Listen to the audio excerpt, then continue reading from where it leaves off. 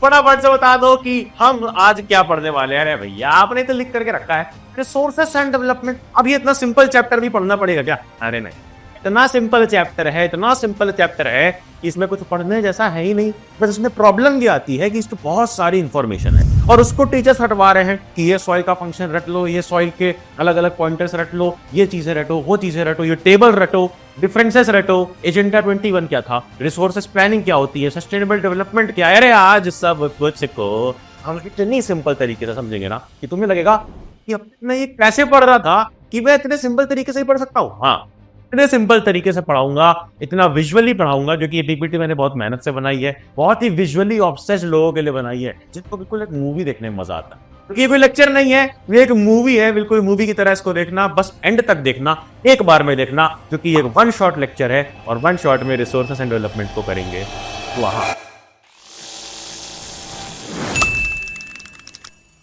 क्या हाल पढ़ने गए अच्छे भैया? Back and back for the banger, resources and development. देखो ये चैप्टर हम पढ़ने से भी पहले तुम्हें मैं देता हूं कुछ चीजें पूछता हूं। सबसे पहले तुम्हें बताना होगा, सबसे पहले तुम्हारा मिसकॉन्सेप्शन दूर करना होगा कि भैया जी हमें सब लोगों को बता दिया है कि रिसोर्स का मतलब पता क्या होता है? रिसोर्स जो मैंने ये लिखा है यहाँ पे, इसका मतलब होता है भैया, सारे टीचर ने बता दिया कि कोई भी काम की चीज, कोई भी चीज हमारे काम आ जाए तो वो क्या हो गई? वो हो गई रिसोर्सेस। क्या कोई भी काम की चीज रिसोर्स कहलाएगी? तुमको मैं एग्जांपल देता हूं। फॉर एग्जांपल यहां पर मेरे पास ये एसी का रिमोट है, ठीक है? तो ये एसी का रिमोट किस लिए काम आ रहा है? एसी चला रखी है मैंने क्योंकि यार बहुत गर्मी है, मैं तुम्हें पढ़ा पा रहा हूँ, कैमरा है, लाइटिंग है, कुछ है, ये सारी चीजें क्या है मेरे काम आ रही, तो रिसोर्स मान ले। हाँ चलो मान लेते हैं। उसके बाद मैं तुम्हें एग्जांपल देता हूं। मान लो कि एक बॉम्ब है, न्यूक्लियर बॉम्ब है, अभी कितनी सारी वॉर्स हो रही थी अलग अलग जगह पर, तो न्यूक्लियर बॉम्ब मान लो कहीं गिरा दिया गया, वो एक नेशन के लिए तो काम आया बट दूसरे के लिए डिस्ट्रक्शन के लिए हो गया।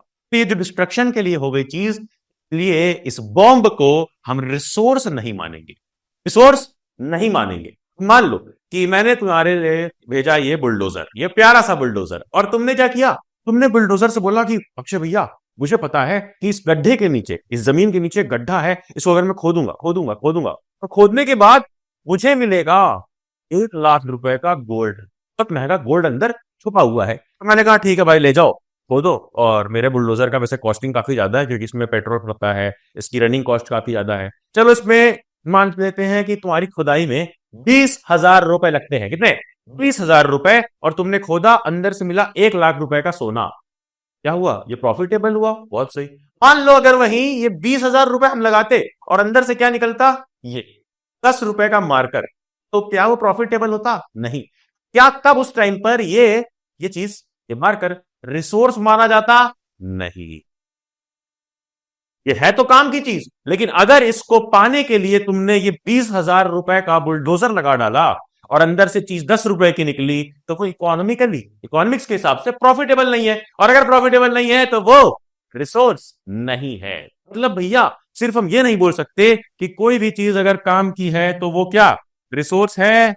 बिल्कुल भी नहीं। इसकी कुछ कुछ कंडीशन है। क्या कंडीशन है बेटा? ध्यान से देखेंगे क्या कंडीशन है।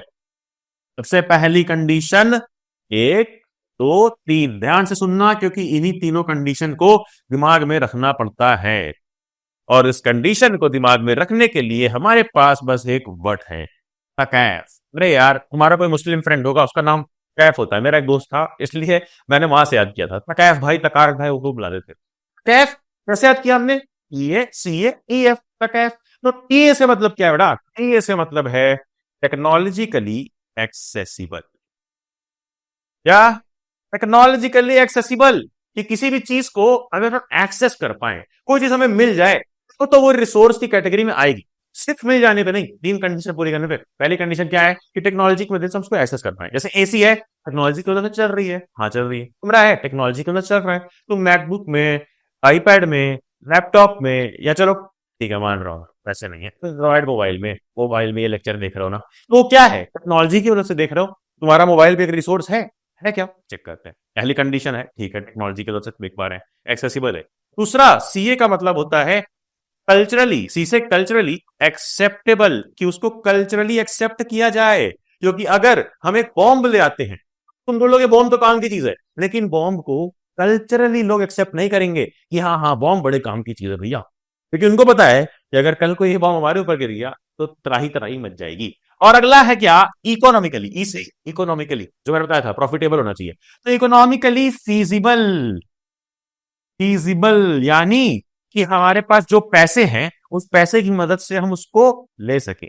इकोनॉमिक्स की भाषा में बोला जाए तो वो प्रॉफिटेबल हो, ऐसा ना हो कि भाई 10 रुपए का मार्कर निकालने के लिए हमने 20,000 रुपए की पेट्रोल लगा करके बुलडोजर चला दी। तो मतलब हमें 3 कंडीशन फुलफिल करनी है और इन्हीं तीनों कंडीशन से डेफिनेशन बनती है रिसोर्स की।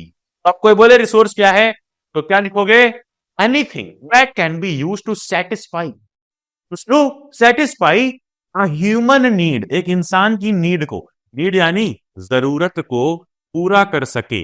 बट ये देखो आगे लिखा है, आगे लिखा है प्रोवाइडेड इट इज, मतलब जरूरत को तो पूरा करे बट साथ में 3 कंडीशन डाल दी। ये 3 कंडीशन ध्यान से देखो, वही वाली तक है, टेक्नोलॉजिकली एक्सेसिबल टी ए, फिर सी ए कल्चरली एक्सेप्टेबल, और ई एफ इकोनॉमिकली फीजिबल, यानी टेक्नोलॉजी की मदद से हम उसको ले पाए, लोगों को कोई प्रॉब्लम ना हो आसपास, कल्चरली एक्सेप्टेबल हो और इकोनॉमिकली फीजिबल हो, यानी कि घाटा का सौदा हो जाए। तो समझ में आई बात कि रिसोर्स हम खुद ही बोलेंगे।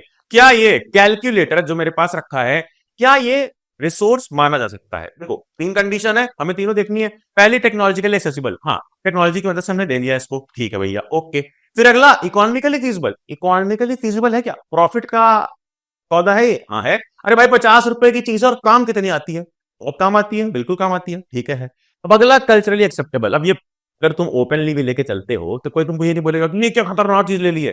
कल्चरली लोग इसको एक्सेप्ट करते हैं, चाहे अमेरिका ले जाओ, चाहे यूरोप ले जाओ, चाहे इंडिया लेके आओ, क्योंकि काम की चीज है। तो तीनों कंडीशन फुलफिल है, इसलिए हम इसको रिसोर्स बोल देंगे। तो यह रिसोर्स तो बढ़िया से समझ में हमें आ चुका है कैफ की मदद से। अब रिसोर्सेस कई सारे टाइप के होते हैं और रियल लाइफ एग्जांपल इसका क्या है, सोलर एनर्जी। सोलर एनर्जी जो कि धूप की एनर्जी को हम टेक्नोलॉजी की मदद से कैप्चर कर पा रहे हैं, सोलर एनर्जी को, और ये इकोनॉमिकली फीजिबल भी है, बहुत महंगा नहीं है। क्यों? क्योंकि इंसान अगर मान लो 2,000 रुपए का लगवाता है यहाँ पर एक सोलर पैनल, तो वो अपनी बिजली का बिल जो कि हर महीने 2,000 आ रहा है उसको बचाता भी है, काफी कम कर देता है। और अगला नेचुरली इसको एक्सेप्ट भी किया जाता है। बिल्कुल अच्छा एग्जाम्पल था ये। अगर हम देखें तो इसका कोई एक एग्जाम्पल नहीं है, इंस्टेड बहुत सारे क्लासिफिकेशन है, बहुत सारे टाइप्स पढ़ने हैं, बट रटना कोई भी नहीं है, क्योंकि हम इधर इधर इधर इधर विजुअलाइजेशन से देखेंगे। सारा ध्यान इधर यार, अभी जिसका भी मैसेज आ रहा हो, जिसकी भी फोटोज आ रही हो, जिसके भी कमेंट करके डार्क बनना हो, कूल बनना हो, इंस्टाग्राम पे कमेंट करके बाद में कर लेना, बाद में इधर आ जाओ। देखो देखो देखो देखो देखो देखो, बायोटिक ए बायोटिक मतलब, अरे भैया बायोटिक ए बायोटिक मतलब जो लिविंग नॉन लिविंग, हमने इतना बचपन से पढ़ा है। तो बस बायोटिक प्लांट एनिमल जो चीजें लिविंग है, non living biotic mineral water, ये सारी लोहा पत्थर जो नॉन लिविंग है, बिल्कुल सिंपल सी बात। अगला क्या है, देखो अगला है एग्जॉस्टिबिलिटी। एग्जॉस्टिबिलिटी क्या हो जाती है? एग्जॉस्टिबिलिटी का मतलब होता है बेटा खत्म हो जाना। क्या? खत्म हो जाना। क्या खत्म हो जाएगा और क्या खत्म नहीं होगा, इसके बेसिस पे भी दो है। पहला एग्जॉस्टिबल, नॉन एग्जॉस्टिबल, जिसको हम बोल दे रहे हैं रिन्यूएबल, किसको, नॉन एग्जॉस्टिबल वाले को। रिन्यूएबल मतलब नॉन एग्जॉस्टिबल, क्यों? क्योंकि ये खत्म नहीं होगा। वैसे खत्म नहीं होगा भैया, ऐसी भी कोई चीज है क्या खत्म नहीं होती? तो क्लास 6 तक मेरी दोस्त थी भैया, बट 7 के बाद किसी और की हो गई, खत्म हो गई भैया। मगर ये खत्म नहीं होती क्या, रिन्यूएबल है इसको नॉन एग्जॉस्टिबल बोलते हैं। क्या एग्जाम्पल, सोलर एनर्जी और फॉरेस्ट। फॉरेस्ट यहां पर एक गलत एग्जाम्पल होगा, ये गलत है। सोलर एनर्जी, विंड एनर्जी, जैसे भाई विंड हमेशा चल रही है, विंड तो खत्म नहीं होगी, बस अगर हम टेक्नोलॉजी का मदद करेंगे, यूज करेंगे, तो उसको हम कैप्चर कर पाएंगे, उसको यूज कर पाएंगे, तो वो रिन्यूएबल है। और उसी तरीके से सोलर एनर्जी, सूरज रोज आएगा रोज जाएगा रोज आएगा रोज जाएगा, तो वो भी खत्म नहीं होगा। बट खत्म क्या होगा, वो है ये नॉन रिन्यूएबल वाली, जिसको नॉन रिन्यूएबल को क्या बोलते हैं, एग्जॉस्टिबल बोलते हैं। क्या? एग्जॉस्टिबल, क्योंकि ये खत्म हो जाता है बेटा। जैसे कि एग्जांपल लिया जाए तो फॉसिल फ्यूल और मिनरल्स, जो भी पेट्रोल है, जो भी कोल है, ये सब क्या है, खत्म हो सकता है। इसीलिए हम लोग चिंतित है ना कि पेट्रोल खत्म हो जाएगा तो क्या होगा, इसीलिए ईवी व्हीकल्स, सोलर एनर्जी और बाकी सारी चीजें लाई जा रही है। उसी तरीके से हमारे मिनरल्स भी हैं, जो अगर हम बार बार निकालते जाएंगे तो वो एक दिन खत्म हो जाएंगे। तो समझ गए, पहला था बायोटिक एबायोटिक, दूसरा एग्जॉस्टिबिलिटी पे क्या है, रिन्यूएबल और नॉन रिन्यूएबल। अब अगला देख, अगला क्या आता है, अगर हम बात करें ओनरशिप की। तुम अपने गांव गए और गांव में बड़े ही चाव से कहते हो ये मेरे दादाजी का खेत है, ये पूरा एरिया जहां तक नजर जा रही है ये सब मेरे दादाजी का है। क्योंकि दादाजी उस टाइम पे आईफोन नहीं खरीद रहे थे, खेत खरीद रहे थे, जमीन खरीद रहे थे, है ना, अच्छी इन्वेस्टमेंट कर रहे थे। तो वो क्या है, वो इंडिविजुअल का ओन करने वाली चीज है, प्राइवेटली ओन करने वाली। पहली इंडिविजुअल या प्राइवेटली, जो भी किसी एक की होती है, घर हो गया, खेत हो गया, लैंड हो गया, जो भी चीजें हैं, गाड़ी हो गई। दूसरा कम्युनिटी वाली, जैसे हॉस्पिटल है, लाइब्रेरी है, किसी एक की नहीं है। हॉस्पिटल गवर्नमेंट ने बनवाया सबके लिए, कम्युनिटी के लिए। लाइब्रेरी भी सेम। अगला देखो, अगला क्या आता है, नेशनल। नेशनल मतलब कि जो भी नेशनल बाउंड्री के अंदर है, हमारे इंडिया के अंदर जो आएगा, जो भी फॉरेस्ट इंडिया के अंदर है वो नेशनल माने जाएंगे, जो हमारे इंडिया के फॉरेस्ट हैं।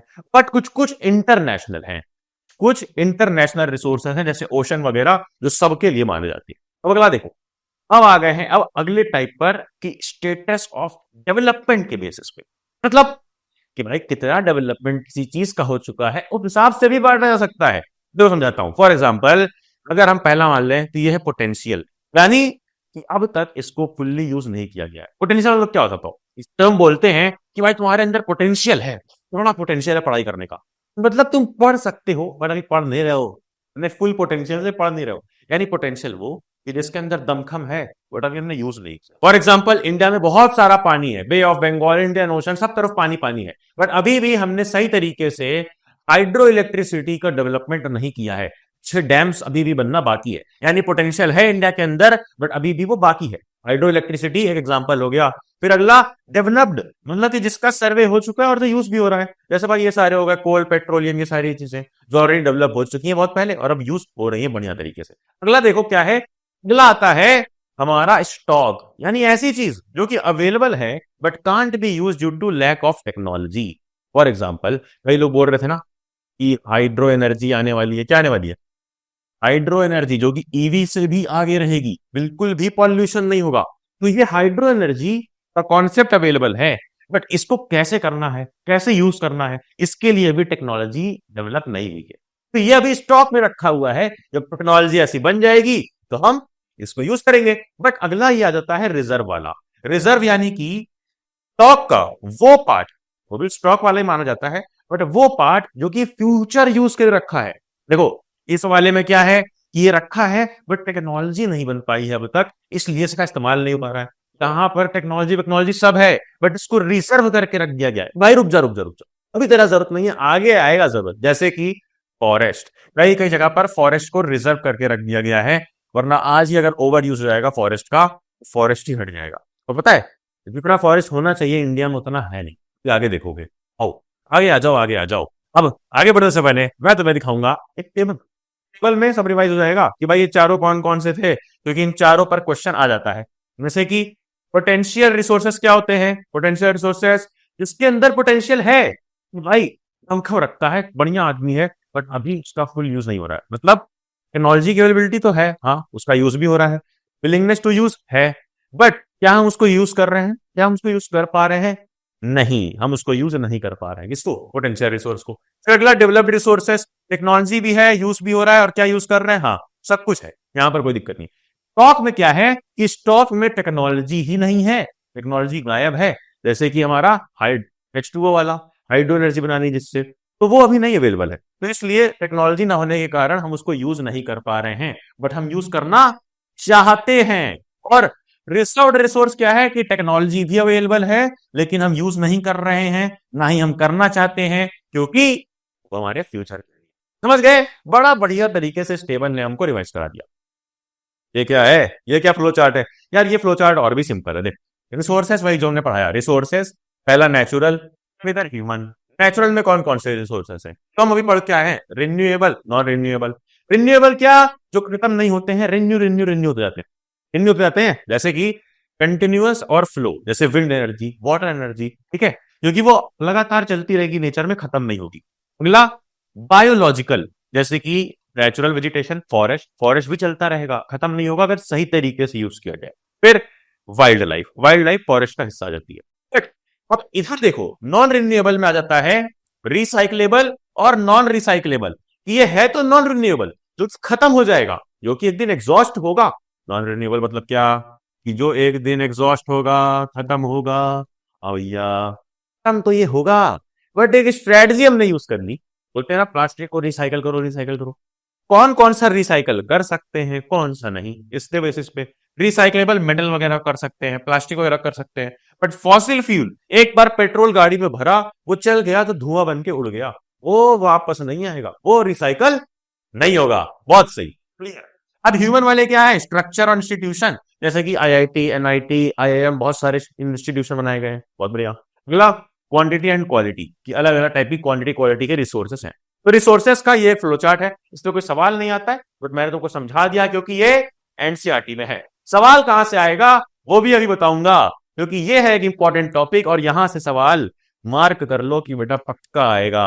हैशटैग मार्क कर लो, हैशटैग लगा लो, सस्टेनेबल डेवलपमेंट। देखो मैंने बताया तुम्हें, हमारी गाड़ी में क्या डलता है, क्या मिलता है यार, वो तुमको बुलाती है मिलने के लिए मार्केट में, यार से बुलाती कॉल करके, यार बाबू आ जाओ यार बाबू। तुम बाबू बेचारे बाबू के प्यार में जाते हो स्कूटी लेकर के, पापा से झूठ बोल करके, बट स्कूटी में क्या डलता है, पेट्रोल। स्कूटी पे तो प्यार नहीं डाल सकते, स्कूटी में पेट्रोल डलेगा और वो पेट्रोल खत्म भी हो जाता है, खत्म होता है ना, वो पेट्रोल खत्म भी होता है। और जब ये पेट्रोल खत्म हो जाता है तो क्या ये वापस आता है, नहीं भैया, धुआं बन के उड़ गया, बहुत पैसे खर्च होते हैं। ये पेट्रोल जो है ये खत्म होता जा रहा है, ये एक एग्जॉस्टिबल रिसोर्स है, नॉन रिन्यूएबल में आता है ना, पेट्रोल हो गया, फॉसिल फ्यूल हो गया, तो इसको हमें बचा के रखना है। इसको हमें कैसे रखना है, बचा के। और बचाने वाले ही मेथड का नाम है सस्टेनेबल डेवलपमेंट। कि डेवलपमेंट भी करो बट सस्टेनेबल, मतलब बचाते हुए करो कि आगे वाली जनरेशन भी रहे यार। आज तो तुम्हारे पास बाबू है, कल को तुम्हारे बेटे के पास बाबू होगी, लेकिन स्कूटी में भरने के लिए पेट्रोल ही नहीं होगा, तो वो बाबू भी नाराज होगी और बेटा भी। इसलिए ऐसा यूज करो कि आज भी यूज हो जाए बट आने वाली जनरेशन के लिए भी यूज हो जाए। फॉर एग्जाम्पल, अगर हम देखें सस्टेनेबल डेवलपमेंट की डेफिनेशन, कि development should take place without damaging the environment and development in the present should not compromise. आज की जो डेवलपमेंट है ना, development in the present should not compromise with the needs of future generation. कि ये नहीं कि आज डेवलपमेंट के नाम पे बहुत सारे पेट्रोल स्टेशन और खोल दिए, दबा के पेट्रोल यूज हो रहा है, लेकिन आने वाली जनरेशन के लिए कुछ बचा ही नहीं है। तो यह आज का जो डेवलपमेंट है ये कॉम्प्रोमाइज ना करे आने वाली फ्यूचर जनरेशन की नीड्स के साथ, इसका ध्यान देना। आपसे कमेंट में लिख दो ना कि भाई दूंगा मैं, क्योंकि मैं चाहता हूं कि मेरा भी बेटा स्कूटी में पेट्रोल भरा के बाबू के साथ घूम सके। ठीक है, ओके, आगे आओ आगे आओ आगे आओ आगे आओ। ये देखो, रियो डी जेनेरियो अर्थ समिट 1992। इतनी डिटेल में पढ़ रहे हैं बेटा कि एक भी पॉइंटर नहीं छूटेगा। ये एनसीईआरटी का बॉक्स है, इसमें इंपॉर्टेंट क्या है कि ये रियो डी जेनेरियो अर्थ समिट, समिट यानी मीट, मीट हुआ था। जैसे कि G20 समिट होता है वैसे ही एक मीट हुआ था 1992 में। कहां हुआ था, जून 1992 में, ब्राजील के अंदर। जगह का नाम क्या था, रियो डे जेनेरियो। ठीक है, रियो नहीं, रियो नहीं, अंबानी जी हर जगह नहीं होते हैं, रियो, रियो डी जेनेरियो। ओके, अगला, attended by over 100 heads of state. 100 heads of state यानी कि 100 कंट्रीज से अलग अलग जो प्रेसिडेंट, प्राइम मिनिस्टर, बड़े बड़े लोग हैं वो आए थे। अगला, ये पहला इंटरनेशनल अर्थ समिट था। अर्थ समिट यानी ऐसी मीटिंग जिसमें इसके बारे में डिस्कस हो रहा था।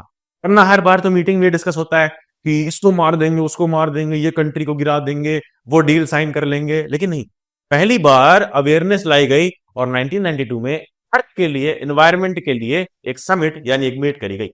एम क्या था, एम था कि भाई एनवायरमेंटल प्रोटेक्शन करो और सोशियो इकोनॉमिक डेवलपमेंट करो। ठीक है, आगे आओ आगे आओ आगे आओ आगे आओ। ये भी इंपॉर्टेंट पॉइंट्स कि लीडर ने साइन किया था declaration on global climatic change and biological diversity. कि बायोलॉजिकल डाइवर्सिटी को बढ़ावा देंगे। तो डाइवर्सिटी है, जो अलग अलग तरीके के फ्लोरा फोना है भैया, फ्लोरा फोना तब समझाऊंगा यार, फ्लोरा फोना नहीं आता।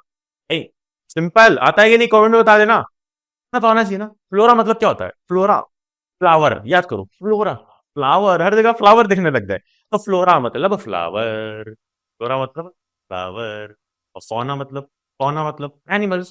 चलो आगे आओ। फॉरेस्ट प्रिंसिपल्स को ध्यान में रखा गया और एजेंडा 21 को अडॉप्ट किया गया। क्या एजेंडा 21 को अडॉप्ट किया गया, गोल क्या था, सस्टेनेबल डेवलपमेंट। अब देखो एजेंडा 21 क्या था, ये रहे वो पॉइंटर्स, वही सारे पॉइंटर्स यार, वही सारी चीजें। ये साइन किया गया 1992 में रियो डी जेनेरियो में, सस्टेनेबल डेवलपमेंट के लिए, पुअर्टी और इन्वायरमेंटल डैमेज को हटाने के लिए, यही सारे पॉइंटर्स हैं जो इंपॉर्टेंट है। ठीक है, वही सारे पॉइंटर्स। देखो आगे आओ आगे आओ आगे आओ आगे आओ। और ये देखो, ये देखो, ये मैं क्या दिखा रहा हूं, तो यह सस्टेनेबल डेवलपमेंट जो चाहिए, हमें क्यों चाहिए? मान लो तुम मुझसे बोलो आकर कि मेरे पास तो बहुत पेट्रोल है, मुझे क्या जरूरत है यार, मेरे पास पैसा है, मैं पेट्रोल भराऊंगा, मैं क्यों बचाऊं पेट्रोल, क्या जरूरत है? क्योंकि ये सारा चीजें पहली बात तो लिमिटेड है, और अगर तुम चाहते हो ना फ्यूचर जनरेशन को तो छोड़ ही दो, कई लोग ये सोचेंगे फ्यूचर का कौन सोचता है, फिर हटा दो। प्रेजेंट में भी बाकी लोग यूज नहीं कर पाएंगे अगर सिर्फ तुम ही सारा यूज करने लगोगे। क्यों? क्योंकि हमारे इंडिया में बहुत सारी डाइवर्सिफिकेशन है यार। फॉर एग्जाम्पल ये तीनों पॉइंटर, चारों पॉइंटर लिखने को आते हैं। पहला, झारखंड, छत्तीसगढ़, मध्य प्रदेश, इन तीन जगह पे मिनरल्स एंड कोल अवेलेबल है। कौन कौन से? JCM, Jharkhand, Chhattisgarh and Madhya Pradesh. यहाँ पर इन तीन जगह पर तो बहुत कुछ है, सब कुछ भरा पड़ा है, तो यहाँ पर दिक्कत नहीं है। वो दिक्कत कहाँ आ जाती है? अरुणाचल प्रदेश में वाटर रिसोर्सेज बहुत सारे हैं, बट पुअर इंफ्रास्ट्रक्चर है। यारी वो इंफ्रास्ट्रक्चर नहीं है, वो डेवलपमेंट नहीं है, जिससे इतना सारा जो पानी है वहां पे उसको यूज किया जा सके। उसी तरीके से ये राजस्थान, जहां पे सोलर एनर्जी और विंड एनर्जी है, लेकिन वाटर रिसोर्स नहीं है। फिर लद्दाख में कल्चरल हेरिटेज है, बट वाटर मिनरल इंफ्रास्ट्रक्चर कुछ भी, बिल्कुल भी नहीं है। अब अगर हम अवेयर हैं कि भाई देखो झारखंड, छत्तीसगढ़, मध्य प्रदेश में तो है, लेकिन इन तीन जगह पे, अरुणाचल प्रदेश जो कि एकदम ईस्ट में पड़ता है, राजस्थान एकदम वेस्ट में पड़ता है, लद्दाख एकदम ऊपर पड़ता है, यहाँ पे है नहीं, तो यहाँ पे पहुंचाना पड़ेगा। इसके लिए हमें सस्टेनेबल डेवलपमेंट करना पड़ता। याद रखना बहुत इंपॉर्टेंट है कि भाई अगर बाकी लोग का नहीं भी सोच रहे तो अपने इंडिया में ही सब लोग सही तरीके से बेसिक रिसोर्सेज का यूज कर पाए, इसलिए हमें क्या करना होगा? Sustainable development. देखो क्वेश्चन क्या आता है, सीबीएसई का पापा क्वेश्चन, यानी वो क्वेश्चन जो सीबीएसई हर बार देता है। देख, in India regions are rich in certain types of resource but deficient in some other. इसका एग्जांपल लिखो। अभी तो देखा, जैसे कि अरुणाचल प्रदेश में पानी तो बहुत है, बहुत पानी है, बट इंफ्रास्ट्रक्चर नहीं है। जैसे कि हमारे लद्दाख में कल्चरल हेरिटेज है, बट बाकी चीजें नहीं है। जैसे कि हमारे राजस्थान में विंड है, सोलर एनर्जी है, बड़ा बड़ा रेगिस्तान है, बहुत धूप है, सब कुछ है, बट पानी बिल्कुल भी नहीं है। तो वही सारे एग्जाम्पल हमें आंसर में लिख देने हैं। ये रहा आंसर। क्लियर? एकदम क्लियर। अगर समझ में आया हो तो हैशटैग AK लिख देना, बढ़िया, जल्दी AK, अगर ये आंसर समझ में आया। चलो, आ गया है हमारा रिसोर्सेस प्लानिंग का पार्ट कि भैया रिसोर्सेस प्लानिंग क्यों करनी है। ये तो समझ में आ गया है कि रिसोर्सेस को बचा के चलना, इसलिए रिसोर्सेस प्लानिंग करनी पड़ेगी। बट प्लानिंग करने का प्रोसेस क्या है वो याद कर लो बस ऐसे, IPM। कई लोग प्रधानमंत्री जी के बहुत बड़े फैन हैं, तो आई लव PM, लव हटा दो क्योंकि वो तो वैसे भी तुम्हारी जिंदगी में नहीं है बेटा, मुझे पता है, बस IPM याद रख लो। मान लो IPM क्या है?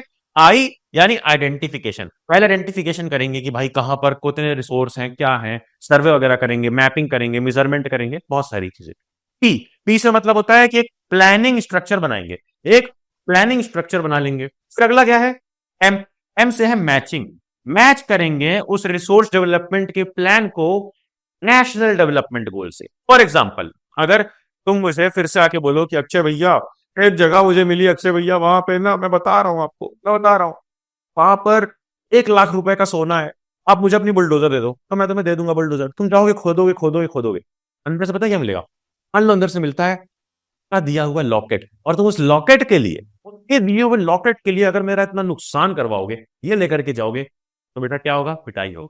बट अगर सरकार का नुकसान कराओगे तो जेल होगी। इसीलिए सरकार करती क्या है कि कोई भी आइडेंटिफिकेशन अगर होता है, मान लो मालूम पड़ता है कि भाई लद्दाख में बहुत बढ़िया यूरेनियम वगैरह है, क्या है? यूरेनियम वगैरह है, तो ठीक है, आइडेंटिफाई कर लिया। दूसरा, उसको निकालने के लिए एक स्ट्रक्चर, एक प्लानिंग स्ट्रक्चर बना लेगी, ठीक है, ये भी ठीक है। बट तीसरा स्टेप ये है कि मैच करेगी कि जो लद्दाख में जो चीज है क्या वो नेशनल डेवलपमेंट के गोल से भी अलाइंड है, मतलब कि क्या जो हमारे काम की चीज है, हमारे नेशन की काम की चीज है, हाँ भैया यूरेनियम काम की चीज है, अब वहां पर जाकर के क्या होगा? उस रिसोर्स को ऑब्टेन करने की प्रोसेस चालू होगी। ठीक है, हाँ भैया समझ में आ गया। देखो, India began resource planning with the first 5 year plan after independence. अब स्टेप्स डिफरेंट लिखने हैं, वही IPM लिख देंगे, IPM देख लो, IPM सिंपल है, बहुत सिंपल है। ठीक है, आ गया नीड ऑफ डेवलपमेंट कि भाई डेवलपमेंट की नीड क्या है? तो भाई टेक्नोलॉजी चाहिए, institutional support, human resource quality, historical experiences, ये सब पढ़ना है हमें, ये सब पढ़ना है। बट बिल्कुल भी रटना नहीं है, क्योंकि मैं लॉजिक से पढ़ाऊंगा। अभी तक समझ में आया ना, आगे भी आएगा समझ में। इधर आओ देखो, सबसे पहला, कई सारे रिसोर्स रिच रीजन है रिमेन इकोनॉमिकली बैकवर्ड। वहां पे रिसोर्स तो बहुत है बट इकोनॉमिकली फिर भी वो बैकवर्ड है यार, फिर भी वो पिछड़े हुए हैं। क्यों पता है? क्योंकि वहां डेवलपमेंट ही उतना नहीं हुआ है। मान लो कि कोई एरिया है, जैसे मान लो कि जैसे मैंने एग्जांपल लिया था अरुणाचल प्रदेश का, पानी बहुत है, हो सकता है वहां पे हाइड्रो इलेक्ट्रिसिटी हम बहुत अच्छे से बना सकते, वहां पे डैम सेटअप कर दे, टर्बाइन लगा दे, ये सारी बिजली बनेगी। क्यों नहीं हो पा रहा है? क्योंकि वहां पर डेवलपमेंट नहीं है। उसी तरीके से कई जगह पर तो डेवलपमेंट है, इकोनॉमिकली एडवांस्ड है, बट वहां कोई खास रिसोर्सेस ही नहीं है भाई। जैसे मान लो दिल्ली है, बहुत डेवलप्ड है, बट यहाँ कहाँ कोई मिनरल मिलेगा यार? अंदर कोई मिनरल नहीं मिलेगा, ये बस डेवलप्ड है। तो बस दोनों में अंतर दिखा। और अगला, colonial history shows that technologically superiority allowed colonizer to exploit rich region। colonial history यानी अंग्रेजों ने हम पे कब्जा किया था, उस कब्जे उन्होंने क्या किया कि उनके पास टेक्नोलॉजी थी, इसीलिए भाई जो जो जहां जहां था मिनरल सब उठा करके लेके चले गए। बोलते हैं ना कि सोने की चिड़िया थी हमारा देश, सोने की चिड़िया को बिल्कुल चोरी कर लिया। क्यों कर पाए? ये क्यों कर पाए चोरी, बताओ? क्योंकि उनके पास क्या था, क्या था, क्या था? ये टेक्नोलॉजिकल सुपेरिटी। वो इतने टेक्नोलॉजिकली आगे थे कि वो सारा रिसोर्सेस मिल पाए। समझ गए? बहुत बढ़िया। अब आ जाते हैं अपने गांधी जी। यहाँ पे अंग्रेजों की बात हो, ब्रिटिशर्स की बात हो, गांधी जी नहीं आएंगे। गांधी जी ने ये कहा भैया कि सबकी नीड के लिए तो है, सबको जितना जरूरत है उतना है, लेकिन नीड के लिए है लेकिन ग्रीड के लिए नहीं है। यानी लालच कर लोगे अगर तो नहीं है, मगर अगर जितनी जरूरत है सिर्फ उतना इस्तेमाल करोगे तो बहुत रिसोर्सेस दुनिया में है। अगला देखो, लैंड रिसोर्सेस। भैया आप बात कर रहे थे ये रिसोर्सेस वो रिसोर्सेस, कैलकुलेटर दिखा रहे थे हमें, बट लैंड रिसोर्सेस, अरे भाई लैंड भी तो एक रिसोर्स है, वहीं से तो सारी फसल आती है, वही तो तुम खाते हो, वही सब कुछ करते हो, तो भाई रिसोर्स है बहुत बड़ा लैंड। अब उसके बारे में देखना है हमें। Land natural and finite resource और एग्रीकल्चर के लिए, खेती के लिए, फॉरेस्ट्री यानी फॉरेस्ट के लिए, फॉरेस्ट से भी हम कई सारी चीज लेते हैं भाई, और उसी तरीके माइनिंग के लिए, माइनिंग यानी वो प्रोसेस जिससे मिनरल्स निकाले जाते हैं। इंपॉर्टेंस ऑफ लैंड, बहुत सारा इंपॉर्टेंस है यार, सबको पता है, वही सारी खेती होनी है, वही सारा चीज होना है, बट दिक्कत क्या है? क्या है? फॉरेस्ट यहां ज्यादा नहीं है हमारे पास, मैंने तुमको बताया था ना। देखो अभी हम देखते हैं कि क्या क्या है। देखो सबसे पहले प्लेन्स, प्लेन्स कितने हैं हमारे पास? 43%। कितने? 43%। प्लेन मतलब प्लेन एरिया जहां पर सब लोग रहते हैं भाई, जैसे दिल्ली हो गया, उत्तर प्रदेश हो गया, बिहार हो गया, राजस्थान हो गया, प्लेन एरिया। प्लेन एरिया पे जहां पे लोग रहते हैं, जहां पर खेती वगैरह इजिली करी जा सकती है। तो अगला आता है प्लेड्यू, वैसे एरिया जहां पर खेती इजिली पॉसिबल ना हो, तो वो 27% है, मतलब काफी ज्यादा ऊंचा खाला वाला एरिया, कोई ऊंचा कोई खाला, कोई ऊंचा कोई खाला, ऐसा भाई। और 30% क्या है? माउंटेन्स, कि भाई वहां पर तो माउंटेन्स है, जैसे अपना उत्तराखंड हो गया, उसके ऊपर चले जाओ कश्मीर हो गया, वो सारी जगह। तो अब हम लैंड यूटिलाइजेशन देखेंगे। इतनी काम की तो चीज, इसका यूटिलाइजेशन यानी इस्तेमाल कैसे कैसे हो रहा है। पहला, भैया फॉरेस्ट बना दिया गया है, कितना फॉरेस्ट, क्या फॉरेस्ट, अभी आगे परसेंटेज भी दिखाऊंगा, अभी आगे परसेंटेज भी दिखाऊंगा कितना परसेंट हमारे इंडिया में फॉरेस्ट है। फिर क्या बनाया गया है? कुछ कुछ तो बैरन एंड वेस्टेड लैंड है, मतलब बैरन लैंड यानी कि बंजर जमीन, और वेस्ट लैंड यहाँ मतलब कि कोई खेती वेती नहीं हो रही, वो बर्बाद है एकदम, ठीक है, बिल्कुल तुम्हारे फ्यूचर की तरह। अगर नहीं पढ़ोगे, इधर देख ले बेटा, इधर देख ले यार, इधर देख ले क्या। अगला है ये land put to non agricultural uses. अरे भाई हर जगह पर खेती थोड़ी होती है, हर जगह पर खेती थोड़ी हो रही है, हर जगह खेती कर देंगे। मान लो यहाँ पर भी तुम जा रहे हो, ऐसे चने का झाड़ उगा हुआ है, तो भाई गाड़ी कहाँ चलाओगे? आगे जो फ्यूचर में बुगाटी लेनी है किधर चलेगी? वो चलेगी नॉन एग्रीकल्चरल यूज वाले लैंड पे। और ये कहाँ पे आएगा दोनों? क्या आएगा? Land not available for cultivation, यानी जहां पे कल्टीवेशन नहीं हो रहा है। फिर अगला क्या आ जाता है? अगला अगला अगला अगला अगला अगला बेटा चल जा, चल जा भाई, चल जा। हाँ चल गया, चल गया। तो ये भी पढ़ाने के लिए तुम्हें रेडी है, बोर्ड भी मतलब सपोर्ट कर रहा है कि ठीक है, भी नहीं डिस्टर्ब करूंगा, अभी पढ़ाई कर लेते, इधर आ जाओ। देखो वह क्या है? अगला आ जाता है अपना permanent pastures and grazing land, जहां पर जानवरों के लिए दे दिया है, बस खेती वेती के लिए नहीं है, कोई खेती वेती नहीं होगी, जो भी है वहां पर वो सब जानवर चलेंगे। जैसे कि देखा होगा तुमने हिल साइड पे, हाँ, तो वो क्या होता है? Permanent pasture and grazing land. फिर अगला आता है land under miscellaneous tree crops, जहां पे ऐसे रैंडमली पेड़ वेड़ उग गया है, इसको हमने खुद से नहीं उगाया है, ये रैंडमली उग रहा है जंगली। फिर अगला कल्चरलेबल वेस्ट लैंड, ये एग्जांपल इंपॉर्टेंट है, हैशटैग मार्क कर लो। कल्चरेबल वेस्ट मतलब कि ऐसा लैंड जिसको 5 साल तक जिसपे खेती नहीं की गई है और इसलिए भी वेस्ट बन गया, 5 साल तक यहाँ खेती नहीं हुई, पानी नहीं पड़ गया, तो ये खराब हो गया पूरा। ठीक है, ये तीनों भी किस में आएंगे? अदर अनकल्टिवेटेड लैंड्स की कैटेगरी। फिर अगला देखो क्या है, फैलो लैंड्स। फैलो लैंड भैया क्या, इधर इधर इधर इधर इधर, अरे भाई इतनी प्यारी पिक्चर लाई है तुम्हारे लिए। ये फैलो लैंड है, इसमें दो कैटेगरी है। देखो category number 1 is current fallow, यानी ऐसा एरिया, देखो ये वाला एरिया, देखो ये वाला, ये वाला ऐसा एरिया छोड़ दिया गया है 1 साल के लिए, कोई भी खेती ना की, मतलब कोई खेती नहीं होगी यहाँ 1 साल तक, तो कहलाएगा current fallow, left without cultivation for 1 और लेस देन 1 एग्रीकल्चर ईयर, यानी 1 साल या 1 साल से कम। बट अगर वही 1 साल से ज्यादा हो जाए, यानी वही 1 साल 1 to 5 ईयर्स हो जाए, तो वो बन जाता है अदर देन करंट फैलो। क्या बोलेंगे? Other than current fallow. देखो ये क्या है, फैलो लैंड, पहला नंबर है करंट फैलो, क्योंकि 1 साल या 1 साल से कम के लिए यहां पर खेती ना की गई हो। दूसरा वो है जो कि 1 साल से 5 साल तक, यानी काफी लंबे समय तक वहां पे खेती ना की गई हो। अब अगला है net sown area. Net sown area का मतलब है बेटा वो एरिया जहां पर, ये पॉइंट को देखो, ये पॉइंट को, जहां पर फील्ड्स में पूरे साल में एक बार भी, अगर एक बार भी कोई भी एक खेती कर दी गई, तो वो नेट सोन एरिया में हो जाएगा। Fields that are sown with crops at least once during the agricultural area is net sown area. But इसी एट लीस्ट वंस वाले में अगर हम ऐसा एरिया भी जोड़ दें यहाँ एक ही साल के अंदर 2 से 3 बार खेती होती है, मतलब ये वो साल है, ये वो एरिया है नेट सोन एरिया जहां पर 1 साल में एक बार क्रॉप उगाई जा रही है, कोई भी एक क्रॉप, तो नेट सोन एरिया है। ठीक है ना? ठीक है भैया। बट इसी में अगर हम वो जोड़ दें, वो एग्रीकल्चरल एरिया कहां पर 1 साल में ही एक से ज्यादा बार क्रॉप उगाई जाती है, तो वो बन जाएगा क्या? Gross cropped area. ठीक है, area sown more than once in an agricultural area. तब अगर हम लोग इसको समझना चाहें तो वो ये है सिंपल सी बात कि देखो NSA नेट सोन एरिया, यानी 1 साल में एक क्रॉप कह लो उगाई जाए, एक ही बार उगाई जाए बस। लेकिन अगर इसी में प्लस करते, वो एरिया जहां पर जिसका कोई नाम नहीं है, जैसे इसका नाम NSA है तो कोई नाम नहीं है, बट वो एरिया जहां पर 1 साल में एक से ज्यादा बार क्रॉप्स उगाई जाए, तो वो बनेगा क्या? फाइनली इन दोनों को मिला करके, इन दोनों को जब मिलाएंगे बेटा, तो वो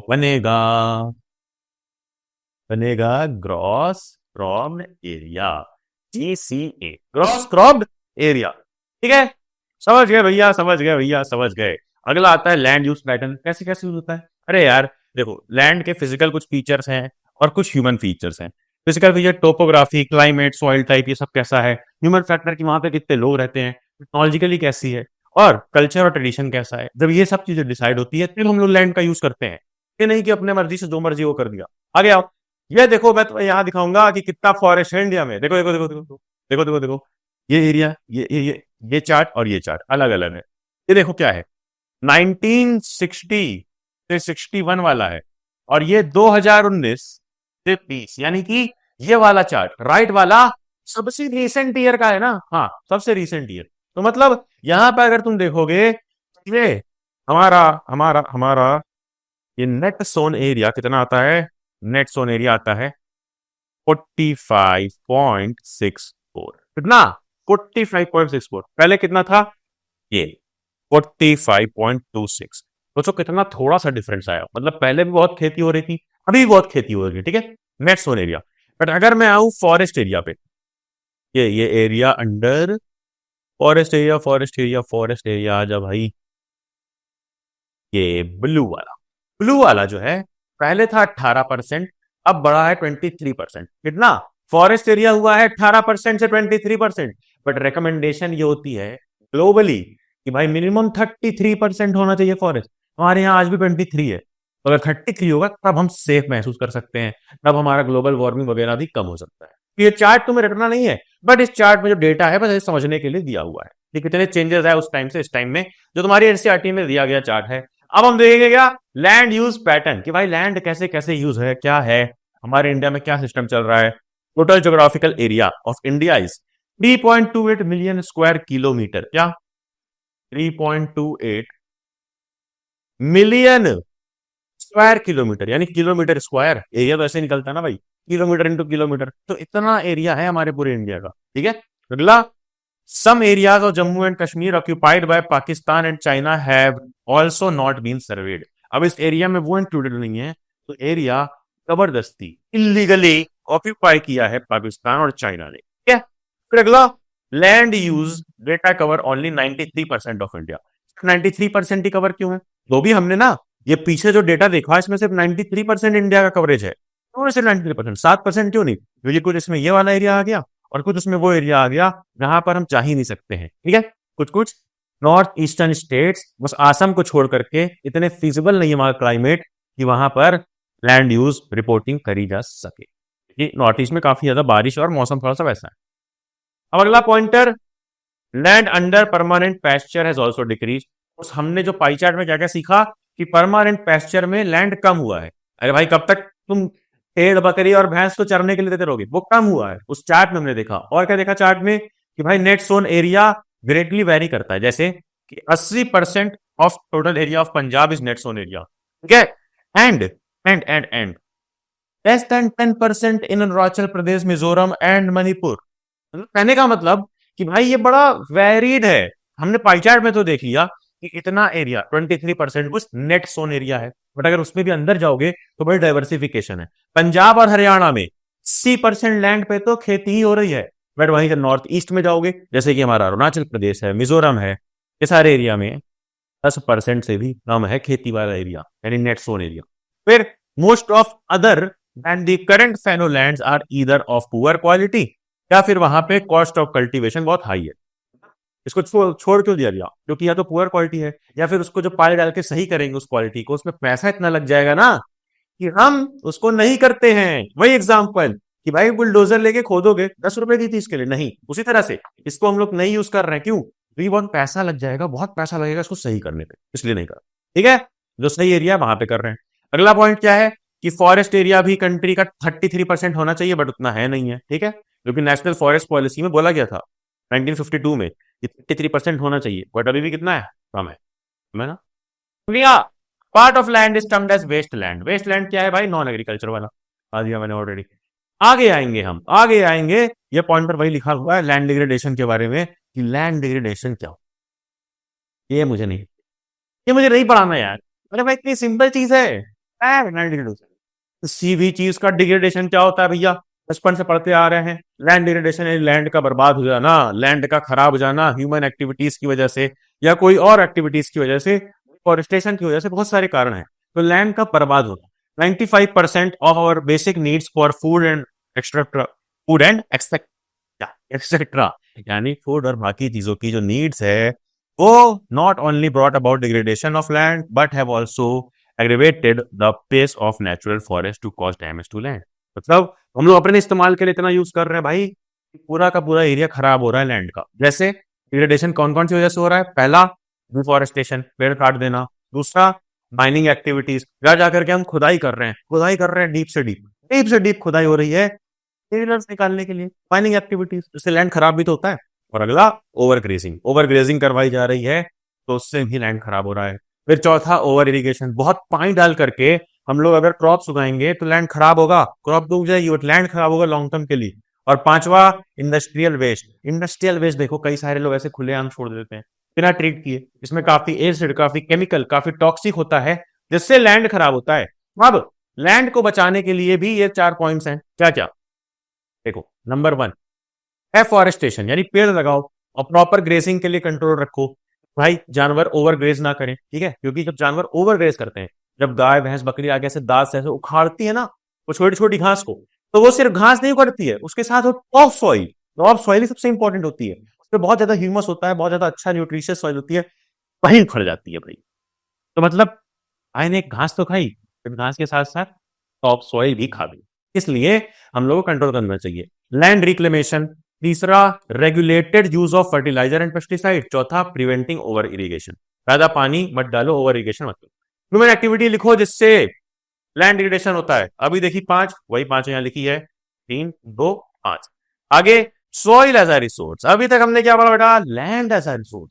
सॉइल के बारे में भी पढ़ लेते हैं। लैंड पे ही तो अवेलेबल है सॉइल, ये क्या है? रिन्यूएबल है, रिन्यूएबल नेचुरल रिसोर्स, क्योंकि सॉइल बनती जाती है। देखो, release, climate, parent rock, bed rock, vegetation, times पढ़ेंगे। ये सब क्या है? ये सारे फैक्टर हैं जो सॉइल फॉर्मेशन को अफेक्ट करते हैं। ठीक है, सब पढ़ेंगे। आओ देखो, सबसे पहले नेचुरल फैक्टर जिससे सॉइल बनती है। पहला रनिंग वाटर, की पानी जो चल रहा है। दूसरा एक्टिविटी ऑफ डिकम्पोजर। फिर तीसरा चेंज इन टेम्परेचर। और चौथा विंड एंड ग्लेशियर। ये सब कंट्रीब्यूट करते हैं सॉइल बनाने में। और जब सॉइल बन जाती है ना, वो कैसे दिखती है? ये बड़ी प्यारी कुकी से दिखती होगी। वो सॉइल है, वो तुम्हारा सेक्शन ए का प्यार नहीं है, सॉइल है भाई, सॉइल की तरह दिखेगा। तो कुछ डायग्राम में दिखाया जा रहा है सॉइल कैसे दिखती है। सबसे ऊपर क्या होती है बेटा? सबसे ऊपर होती है, फटाफट से देखेंगे, टॉप सॉइल। जो मैं बता रहा था कि गाय आती है, छींच लेती है, तो उससे क्या होता है? टॉप सॉइल जाती है। दूसरा, नीचे होता है सब सॉइल, जिसमें थोड़ा पत्थर वगैरह भी होता है, रॉक्स वगैरह।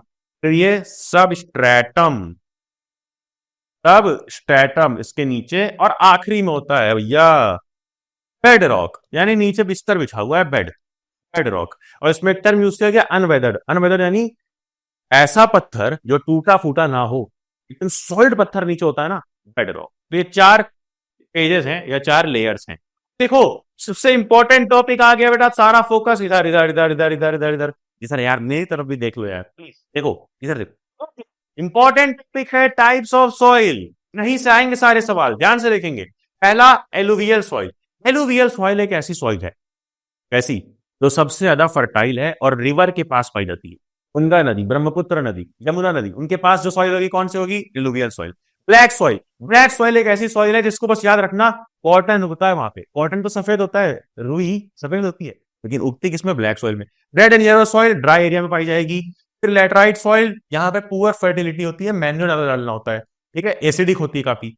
एरिड सॉइल सैंडी होती है, डेजर्ट में पाई जाती है, हाँ राजस्थान वाले एरिया में। फिर फॉरेस्ट सॉइल, ये हिली और माउंटेनियस एरिया में पाई जाएगी। अब एक एक सॉइल का, एक एक सॉइल का फीचर हम देखेंगे, बट पहले देख लो map, map map map map map. ये ऊपर क्या है बेटा? ये ऊपर हरा हरा क्या है? अरे भैया जम्मू कश्मीर है, क्या है? यहाँ पे माउंटेन है। तो यहाँ पे जो सॉइल होगी ये कैसी सॉइल है भैया? Forest and mountain soil, F&M। देखो, फॉरेस्ट एंड माउंटेन सॉइल। फिर ये नीचे देखो, ये नीचे, ये वाला जो पूरा एरिया है, ये एरिया पूरा, ये हरा हरा एरिया, यहां पर कौन सी सॉइल है? Alluvial soil. क्यों भैया, क्यों? अभी बताया था ना एलुवियल सॉइल कहाँ होता है, क्योंकि जहां पे नदी होती है। और इस पूरे एरिया में नदी है, पूरे उत्तर प्रदेश में, बिहार में नदी बह रही है ऊपर ग्लेशियर से। ठीक है, गंगा नदी, यमुना नदी, ब्रह्मपुत्र नदी, बहुत सारी नदी। ठीक है, फिर रेड एंड येलो सॉइल। अब रेड एंड येलो सॉइल देखो, मैं दिखा रहा हूँ ग्रीन कलर से, ये पूरा इस एरिया में। ठीक है, इधर डेक्कन एरिया में। ब्लैक सॉइल, ब्लैक सॉइल को मैं दिखाता हूँ ब्लैक कलर से। आ जाओ आ जाओ आ जाओ। बीच में महाराष्ट्र वाले रीजन में पाई जाएगी कौन सी सॉइल? ये बी लिख देता हूं, पी, ब्लैक सॉइल। फिर उसके बाद आएगी अपनी अगली, ये लैटराइट सॉइल, जो लाइट पिंक कलर की है, छोटे छोटे एरिया में पाई जाएगी, छोटे छोटे एरिया में। ठीक है, लाइट पिंक, छोटे छोटे एरिया में। फिर अगला एरिड सॉइल, येलो येलो जहां पर दिखे तुम्हें, ये राजस्थान में है एरिड सॉइल। ये मैप तुम क्लियरली अपनी देख सकते हो एनसीईआरटी में। मैंने बस ये समझाने की कोशिश करी लॉजिक के साथ। लॉजिक क्या है भैया? एरिड सॉइल राजस्थान में क्यों है? अभी बताया सैंडी एरिया में होती है, अभी बताया था सैंडी एरिया में होती है। देखो सैंडी एरिया में ये फाउंड इन डेजर्ट, तो डेजर्ट कहां मिलेगा? राजस्थान में। वही सारे लॉजिक के साथ ये सॉइल है, मार्क करने को आ जाएगी एग्जाम में। ये आओ इसको देखते हैं बारी बारी करके। सबसे पहले एलुवियल। एलुवियल क्या है भैया? एलुवियल सॉइल क्या है? क्या है? आओ देखते हैं। नॉर्थन प्लेन में पाई जाएगी। अभी हमने देखा ना भाई, नॉर्थन प्लेन में पाई जा रही है, उत्तर प्रदेश, बिहार, हिमाचल, ये सब में। तो इसमें क्यों पाई जा रही है? क्योंकि इंडस, गंगा और ब्रह्मपुत्रा रिवर्स हैं। कौन कौन से रिवर्स? BIG, निमोनिक है, याद कर लो, BIG, ब्रह्मपुत्र, इंडस, गंगा, ये 3 रिवर है, इस वजह से यहाँ पे पाई जाती है। ठीक है, और कोस्टल प्लेन में भी ये बहुत अच्छे से पाई जाती है। ठीक है, क्योंकि वहां पर महानदी, कावेरी और कृष्ण एंड गोदावरी रिवर भी होती है। अब जैसे 3 रिवर का नाम याद किया ना, क्या नाम था? BIG, Brahmaputra, Indus and Ganga. ये तीनों रिवर के पास एलुवियल सॉइल। उसी तरीके से एक चीज याद कर लो, SSC। कई लोग SSC का एग्जाम भी देते हैं फ्यूचर में जाके। SSC मतलब सैंड, सिल्ट एंड क्ले, ये 3 चीज पाई जाएगी सॉइल में। ठीक है, such soils are more common in Duars, Chos and Terai. आगे आओ, आगे आओ। Alluvial soil are described on the basis of their age. मतलब एलुवियल सॉइल बेटा दो टाइप की। कौन सा टाइप की? दो टाइप की। जल्दी इधर, कौन सा टाइप की? दो टाइप की। मान लो मैं बोलूं ये दो है, ये दो, इसको हमने कैसे डिसाइड किया कि कलर के हिसाब से ये व्हाइट है, ये ब्लैक है। उसी तरीके एलुवियल सॉइल को कैसे डिसाइड करते हैं? एज के हिसाब से, पुरानी वाली नई वाली। अरे भाई पुरानी वाली बेकार होती है, मैं किताब की बात कर रहा हूँ, किताब की। पुरानी किताब कोई सी हो जाती है तो उसको हम क्या करते हैं? उसको हम भैया, ये देखो ऐसे मान लो पुरानी हो गई, पढ़ने के लायक ही नहीं बची, बिल्कुल फट गई, तो इसको हम लोग कबाड़ी भी दे देते हैं, मतलब भंगार में बेच देते हैं। पुरानी वाली का नाम भी भंगार है, भंगार है। ये देखो, ओल्ड वाली का नाम है पंगर और न्यू वाली का खादर। तो ऐसे याद कर देना, भंगर और Khadar. Mostly this soil contain adequate proportion of potash, potassium acid, as phosphoric acid और lime, which is ideal for growth of paddy, wheat and pulse crops. मतलब यहाँ पे बस ये याद करना है हमें, तीन चार पॉइंट अगर मैं बोलूं, क्योंकि हर सॉइल में बहुत सारे पॉइंटर्स हैं, बट हमें जो याद करने हैं एलुवियल सॉइल में वो क्या क्या मेन है।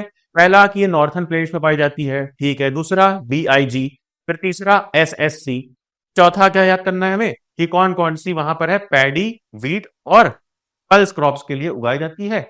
पांचवा पॉइंट याद कर लेना है बस कि भैया ये क्लासिफिकेशन क्या है, एक ओल्ड एलुवियल है जो कि बंगर है, और न्यू एलुवियल है जो कि खादर है। चलो डिफरेंशिएशन अगर आ जाए तो उसको एग्जाम में लिख देंगे एक टेबल बना करके, जो टेबल आपके सामने है। टेबल देखो भैया फटाफट से। देखो बेटा पिटाई होगी, पिटाई होगी अगर नहीं देखा। ब्लैक सॉइल पे आओ, ब्लैक सॉइल यानी काली सॉइल। यहाँ पे क्या याद करना है? यहाँ पे भी तीन चार पॉइंटर है। पहला, इसको रीगुण सॉइल भी बोलते हैं, ठीक है। दूसरा, कॉटन के लिए ये होती है। तीसरा, लावा फ्लोज जब निकलते हैं, देखो जब लावा निकलता है तब ये बनती है।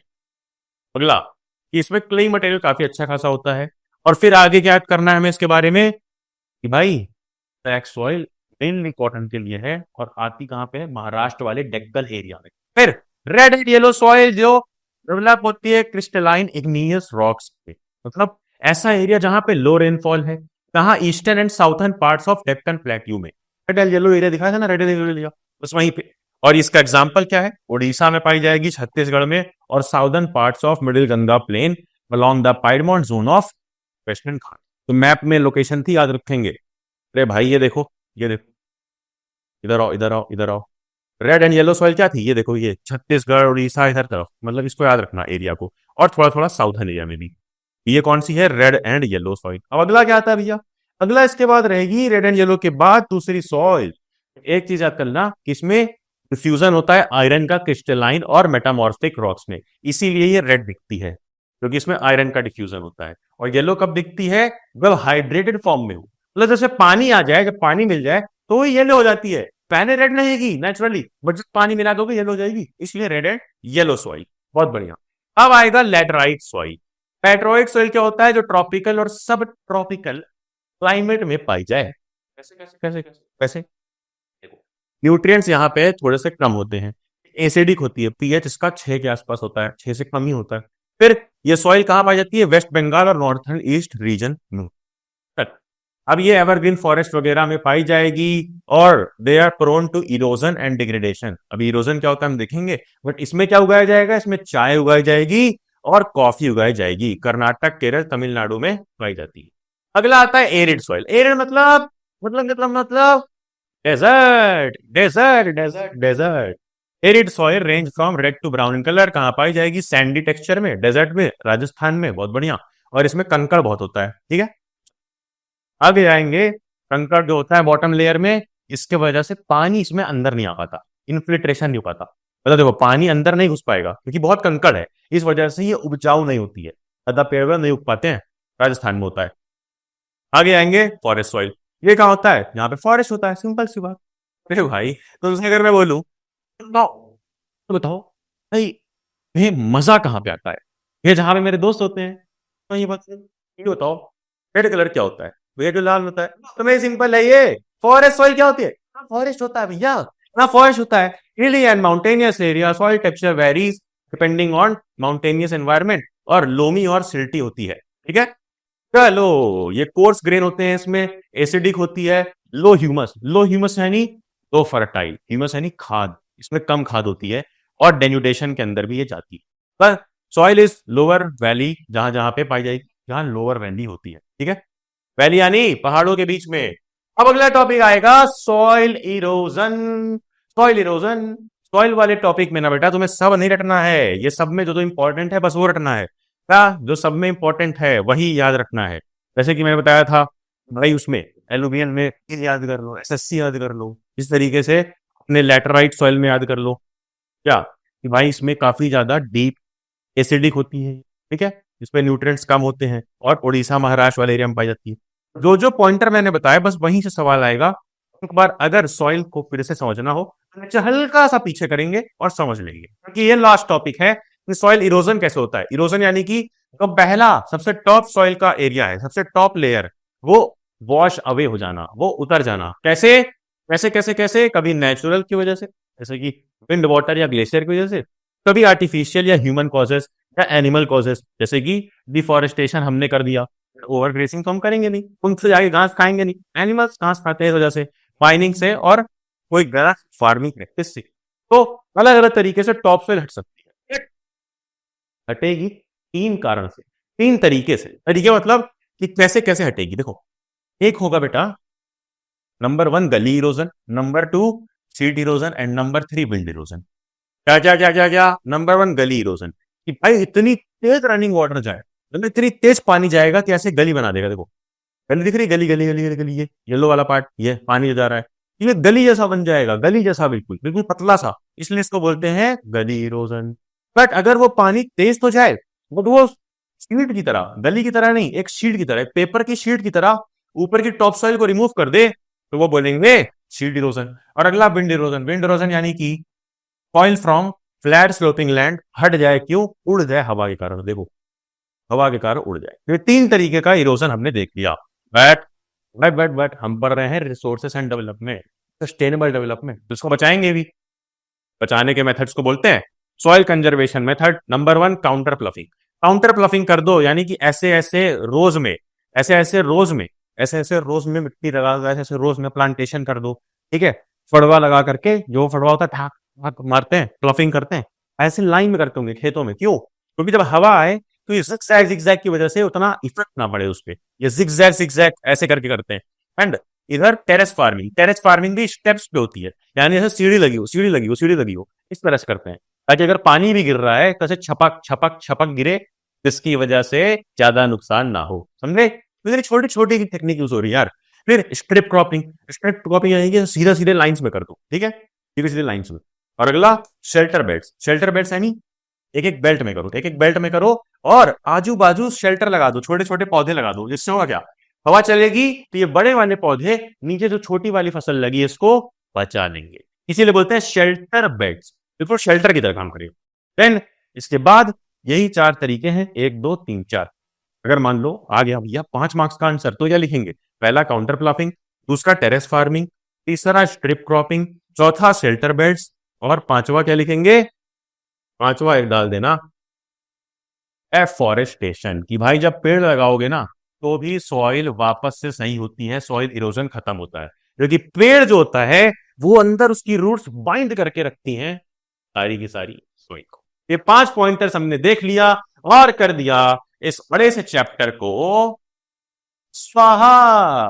कोई डाउट आई गेस आएगा नहीं, क्योंकि बहुत इजी चैप्टर है, मजा आया होगा। इसकी पीपीटी, इससे क्विज क्विज जा करके देना जरूर पढ़लेक्स ऐप पे। ऐप की लिंक नीचे डिस्क्रिप्शन में मिल जाएगी, सिंपल सा ऐप है, इंस्टॉल करो, वहां पर तुम्हें मिलेगा। और साथ ही साथ उसी ऐप में तुम्हें 99 पेजेस ई बुक मिल जाएगी। ये देखो मात्र 99 पेजेस में कलरफुल तरीके से तुम कर सकते हो अपनी सोशल साइंस को। ये मैंने खुद बनाई है बड़ी मेहनत से। इस पतली सी किताब में खत्म करोगे सोशल साइंस, मजा आएगा। ये साइंस सोशल मैथ्स तीनों की आती है। देखो इस चैप्टर का ये पेज कलरफुल है, मजा आएगा पढ़ने में। कहाँ मिलेगा? पढ़लेक्स एंड्रॉइड ऐप पे ही मिलेगा सब कुछ। जाओ ऐप इंस्टॉल करो प्ले स्टोर से, नोटिफिकेशन शेयर दो, अगली वीडियो में सुनाओ एंड जाना।